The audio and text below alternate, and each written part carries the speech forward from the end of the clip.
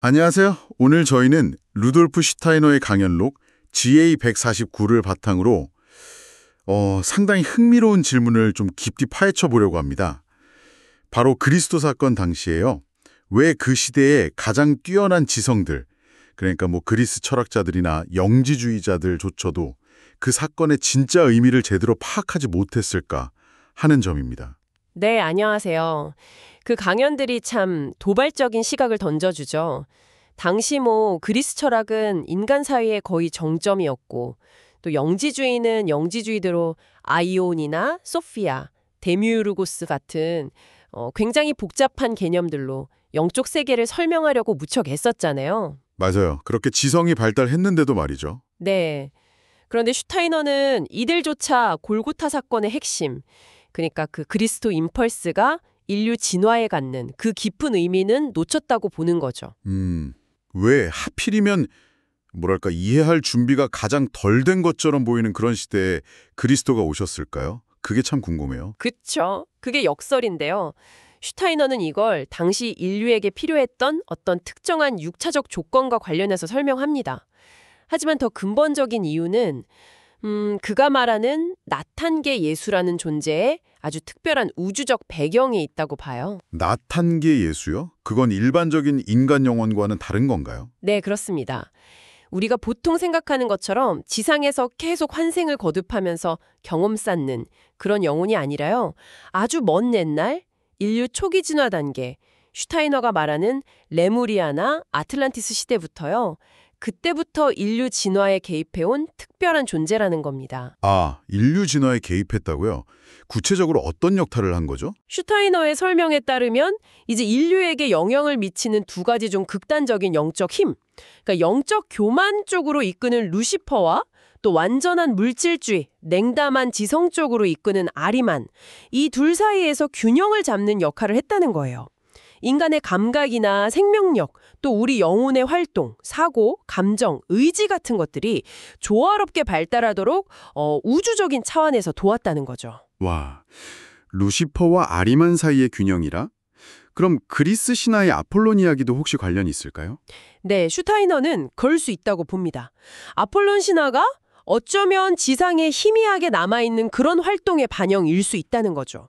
결국 핵심은 이 나탄계 예수가 더 높은 존재인 그리스도가 지상에서 활동할 수 있도록 아주 특별한 육체를 마련했다는 겁니다. 이게 슈타이너 설명의 골자예요. 와, 그러니까 골고타 사건 그 자체뿐만 아니라 그 이전에 그걸 가능하게 한 준비 과정에도 엄청난 우주적 이야기가 숨어 있었군요. 그 스케일이 정말 대단하네요. 그럼 그 골고타 사건 이후에 이 그리스도 임펄스는 사람들에게 어떻게 작용했을까요? 당대 사람들은 이해를 못했다면서요? 네, 바로 그 지점이 중요합니다. 슈타이너는 이 그리스도 임펄스가 처음에는 대부분의 사람들에게 의식 수준이 아니라 영혼의 무의식적 깊이에서 주로 작용했다고 말해요. 무의식적인 깊이요? 네, 그러니까 표면적인 신앙 논쟁이나 교리 이해 이런 거랑은 별개로요.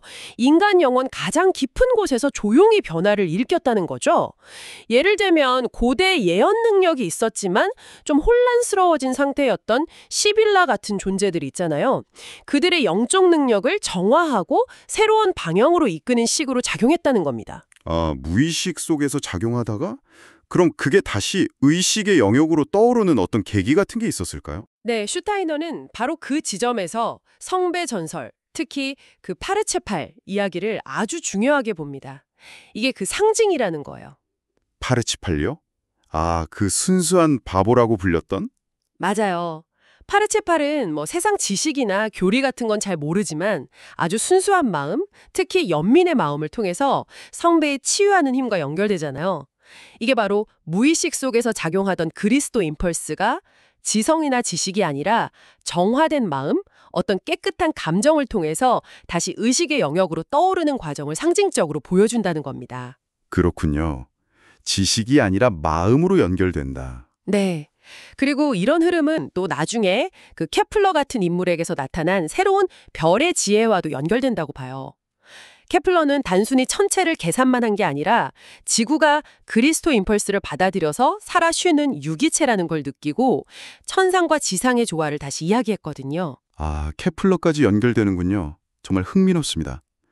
결국 슈타이너는 이 그리스도 사건을 제대로 이해하려면 그냥 역사 기록이나 신학 논쟁만 봐서는 안 되고 인간 영혼의 그 보이지 않는 깊은 차원, 그리고 우주적인 진화 과정까지 함께 봐야 한다. 뭐 이런 이야기네요. 맞습니다. 표면적인 이해를 넘어서는 그 깊이가 핵심인 거죠. 그리고 성배전설은 그 깊은 차원의 이해가 어떻게 다시 우리에게 다가올 수 있는지를 보여주는 하나의 상징인 셈이고요. 저희가 이 자료들을 통해서 얻고 싶었던 통찰이 바로 이런 지점들인 것 같습니다. 그렇습니다.